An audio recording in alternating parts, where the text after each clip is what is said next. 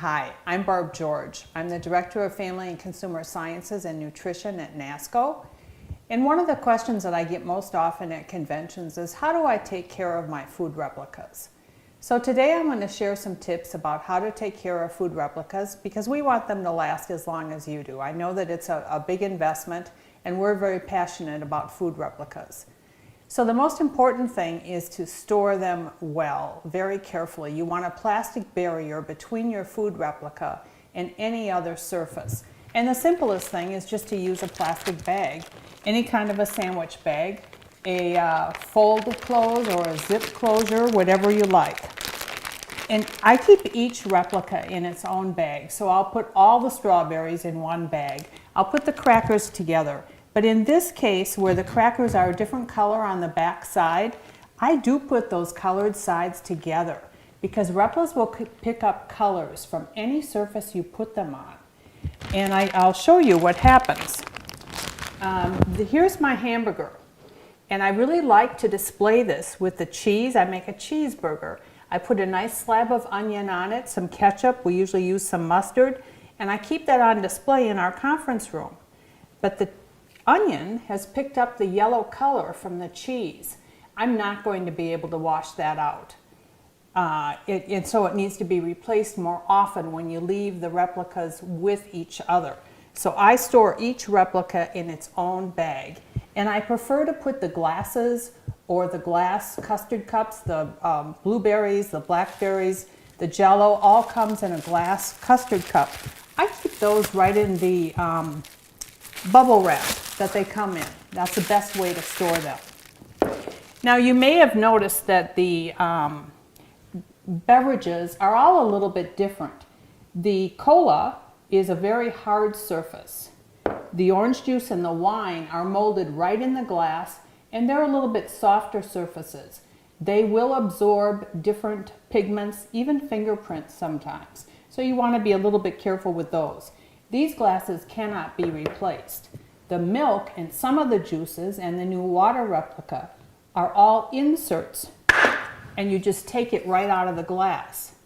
This is a little bit different kind of plastic. It's a little bit harder. Can still be washed in a sink of hot soapy water, but you can purchase a new glass if your glass cracks. And we do sell those right in the catalog.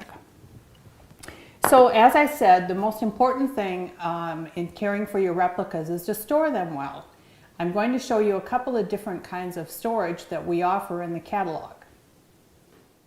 For those of you that educate on the road and are loading your car every day with different things, I like this case. It has a very sturdy handle and I can put a lot of different replicas in there.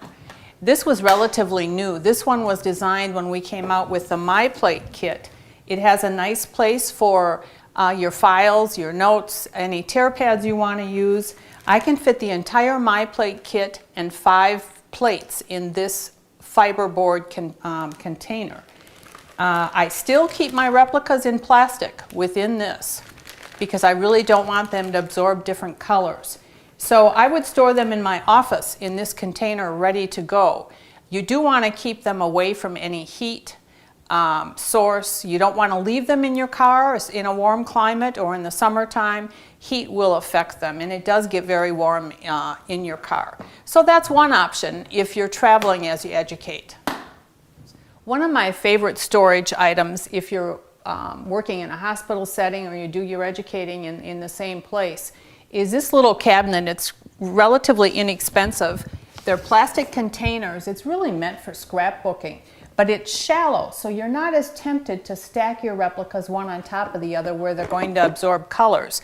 And you can store them by meals, or you can store them by food groups, or you can have a couple of drawers for diabetes education, a couple for kidney education. I find this to be very helpful and a nice way to keep them. Now, I didn't put these in plastic bags. You should, but I use them often.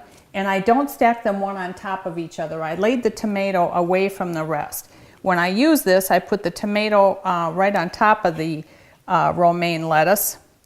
The plastic from the plate will not absorb into the food because it does have a plastic coating on it. The food, however, could make a mark on the plate itself. So you really don't want to store it like that for very long. The plates can also be washed.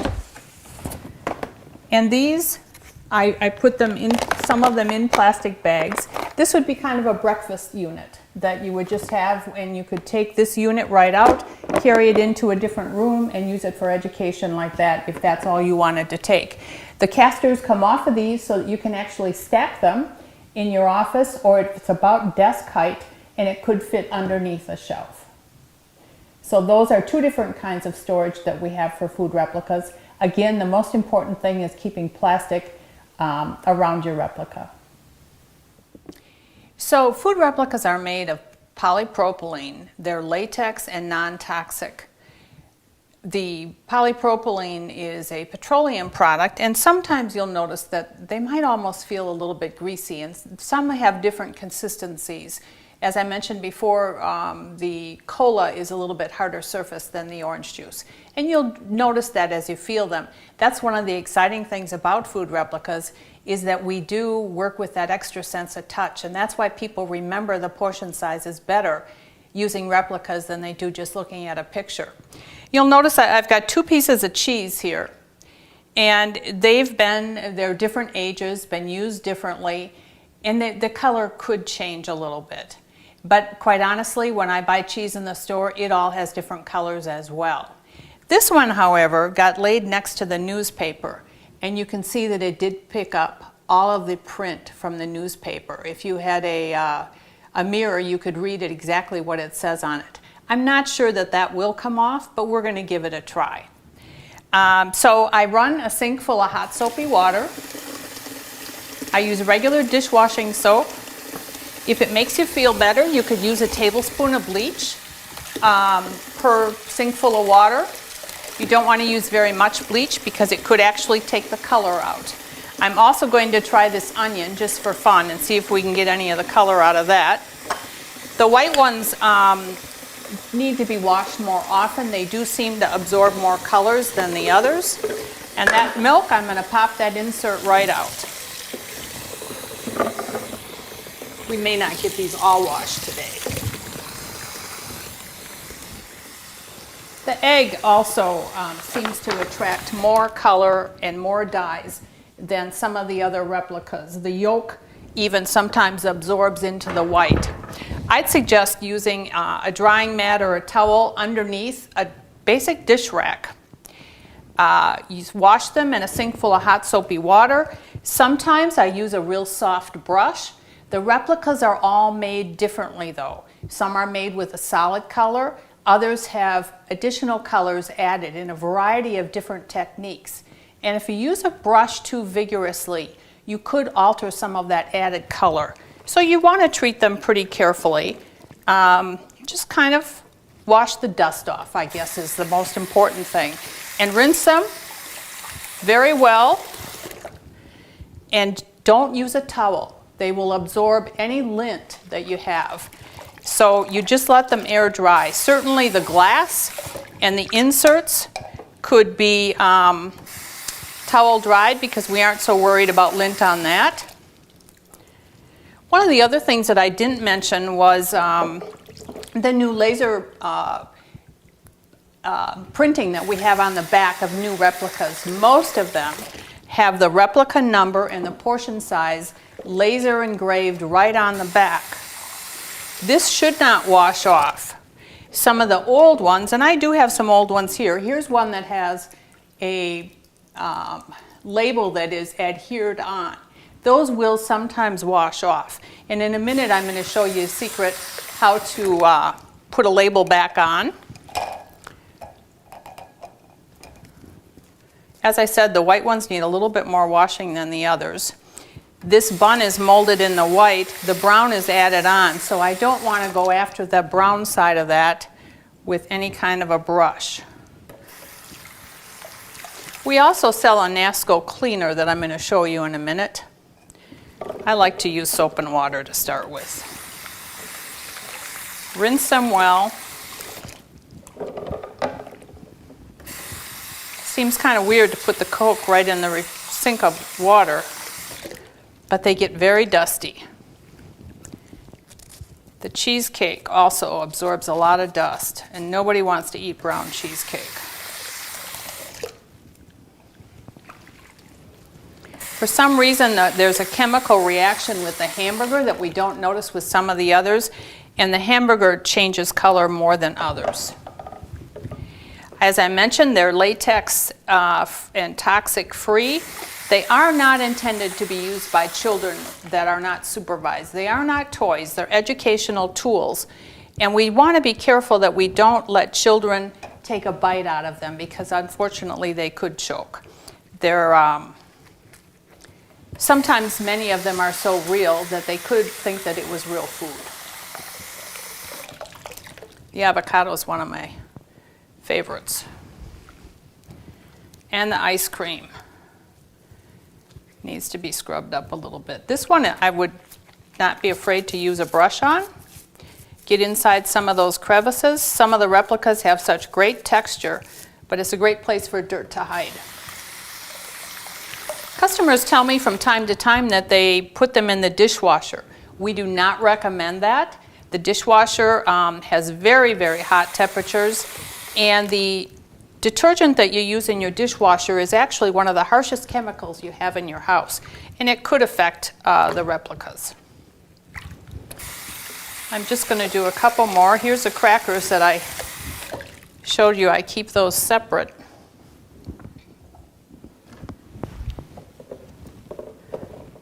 One more I want to fish out.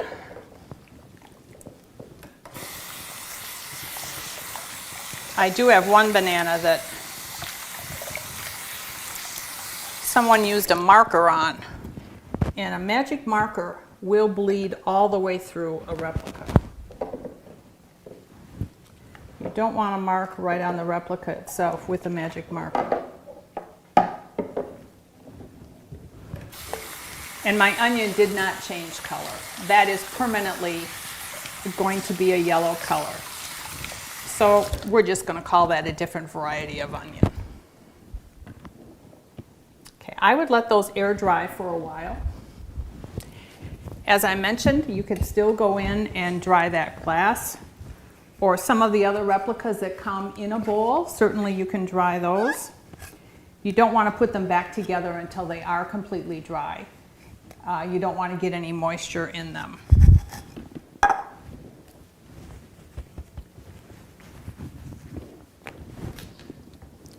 Yeah, I would let them air dry. I can see that this is already picked up lint.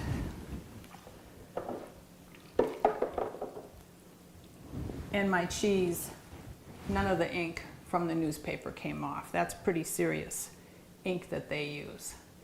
So once people write on them with ink, I have not found a good way to get the ink out either. That's why you want to make sure that people are supervised when they're using them. You have to let them touch them. That's one of the great things about using food replicas is the touch. So I would let those just drain until you can't see any more water. We also sell Nasco cleaner. This is right in the catalog, and it comes by itself or it comes in a complete care kit. And this is a nice white creamy substance. I'd like to use a plain light colored cloth and just rub some right on that cloth.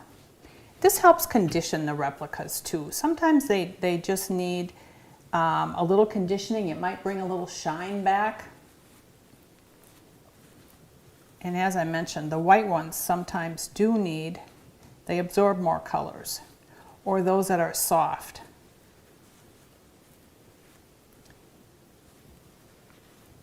You just put it right on the cloth and rub any stains off. I'm going to try that on the onion again too. The soap and water didn't do much good. Sometimes you do just need to replace them.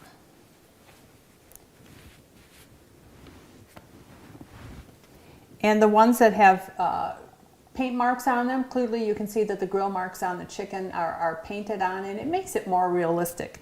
But you want to be a little bit careful when you're washing that. Now, it's not so fragile that you can't wipe the cleaner conditioner right on it. It works just fine. And as I mentioned, those that are lasered on the back, the information is all lasered right on the back, and that should not come off. This is the grilled chicken strip. It has the WA29094 number. It tells the batch so that we can go back and tell what day those were made if we need to reference that at some point.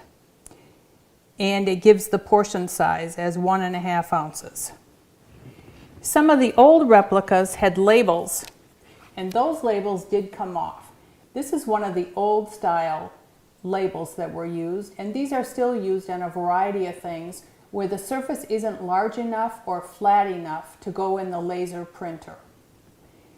We do sell a kit that includes the cleaner, additional labels. Perhaps you want to indicate how many carbs your foods are, or you want to use calories. We do not include that. We only have the portion size because everyone uses them a little bit differently. But if you wanted to do some special labeling, the care kit includes labels and a permanent marker and some Vinabond glue. So I'm going to show you how I would suggest using that. The corn tortilla came with a separate label, and it has come off. Our recommendation is to put some of the glue right on the surface, and I'm going to use a paintbrush today to smooth it out. Lay the label right on top of that, and the secret is to go back over it with another layer of the Vinabond, and that should keep it down and make it so that it will not rub off again. Now I think that you might even want to try to let that dry when you put the first layer on the replica. Let it dry a little bit, get it just a little bit tacky before you put this label on. You'll see that the bread also has a spot where a label goes on. So they would just put this label on with the same technique in our manufacturing plant before it comes out. Use the glue first. All glues don't work with the polypropylene, and the Vinabond is one that we have found that works very well. So if you have a minor tear, we want to keep the replicas pliable, and unfortunately that makes them so that you could, if you had some children working with them, they could pull it apart if they tried real hard, and a small tear you could repair with the Vinabond glue. The other thing I wanted to mention today is if you want to alter the portion size, it's very easy to do. If you want to make a half sandwich or a half a piece of bread, just take a scissors and cut right through it. It may not be cut perfect, but my bread isn't always cut perfect when I use a knife either. So I could make a half a sandwich, or I could just tell somebody that you know, today a half a piece of bread is what you're going to get at your noon meal if you're going to have other grains. And this is 3 ounces of beef tenderloin. For many of the people that we work with, we might only want to show 2 ounces. And you can, some of them you can portion a little bit more easily than others. And yet, if I'm working with an 18-year-old boy that can eat that full 3 ounces and then some, you can lay that on the plate and put it right together. The majority of your replicas arrive in a vacuum-sealed package with a cardboard like this. Now, some of them just come shrunk because the apples, the oranges, the whole pieces won't go on this flat piece very well. But the majority will come on this card. We have 2 different sizes. There is a variety of information that would be very helpful that's on the back of this. Should you ever want to reference anything, it's another place to look. But I know that we open these and we tend to throw this information away. But there is information on the back with some tips about labeling, cleaning, storage, how to repair them, a variety of things like that. And the catalog also has other sources. The catalog is the only place where the complete portion size is recorded in both American and metric measurements, where each individual replica is listed. Don't hesitate to contact us if you have any questions about caring for your replicas. You can always reach me at nutrition@enasco.com as an email. There are other answers and other videos on our website that should help you, and the website is www.enasco.com/nutrition. Will take you right to the nutrition site. And friend us on Facebook or like us on Facebook at Nasco Nutrition, and there may be some special offers there.